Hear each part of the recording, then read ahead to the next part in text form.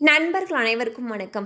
இன்னைக்கு நம்ம இந்த வீடியோவில் ரேஷன் அட்டைதாரர்களுக்கு புதிய அறிவிப்பு ஒன்று வெளியாகியிருக்கு. ஸோ அதை பற்றி தான் இப்போ நம்ம பார்க்க போகிறோம். மத்திய மற்றும் மாநில அரசுகள் வழங்கக்கூடிய நலத்திட்ட உதவிகள் அனைத்தும் பொதுமக்களுக்கு ரேஷன் அட்டைகள் மூலமாகவே வழங்கப்பட்டு வருகிறது. ரேஷன் கார்டில் குடும்ப உறுப்பினர்களின் பதிவுகளை முறைப்படுத்தவும் அதன் மூலம் நடக்கும் முறைகேடுகளை தவிர்க்கவும் மத்திய அரசு நாட்டில் உள்ள அனைத்து ரேஷன் அட்டைதாரர்களும் கேஒய்சியை அப்டேட் செய்ய வேண்டும் என்று தெரிவித்தது.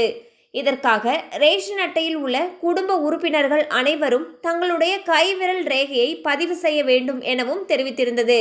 ஆனால் பல முறை அவகாசம் வழங்கப்பட்டும் மார்ச் 31ஆம் தேதியுடன் இதற்கான கால அவகாசம் முடிவடைந்தது. இதனால் இந்த பணியை முடிக்காத ரேஷன் அட்டைதாரர்களுக்கு இனி வரும் நாட்களில் ரேஷன் பொருட்கள் வழங்கப்பட மாட்டாது என்று செய்தி பரவி வருகின்றது.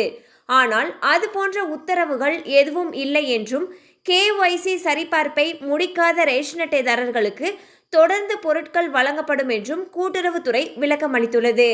ஸோ பார்த்தீங்கன்னா ரேஷன் அட்டைதாரர்கள் ஒவ்வொருவருமே அவங்க குடும்ப உறுப்பினர்கள் அனைவருடைய கேஒய்சியை அப்டேட் பண்ணணும்னு சொல்லியிருந்தாங்க. இதற்கான கால அவகாசம் மார்ச் 31ஆம் தேதி வரைக்கும் கொடுத்துருந்தாங்க. ஸோ யாரெல்லாம் கேஒய்சி அப்டேட் செய்யலையோ அவங்களுக்கெல்லாம் ரேஷன் பொருட்கள் வழங்கப்படாது என்ற தவறான தகவல் பரவி வந்தது. இந்நிலையில் கூட்டுறவுத்துறை இதற்கு முறையான விளக்கம் கொடுத்துருக்காங்க. அதாவது ரேஷன் அட்டைதாரர்கள் கேஒய்சியை அப்டேட் செய்யலை அப்படின்னாலுமே அவங்களுக்குரிய ரேஷன் பொருட்கள் கிடைக்கும் அப்படின்னு சொல்லிட்டு விளக்கம் அளிச்சிருக்காங்க.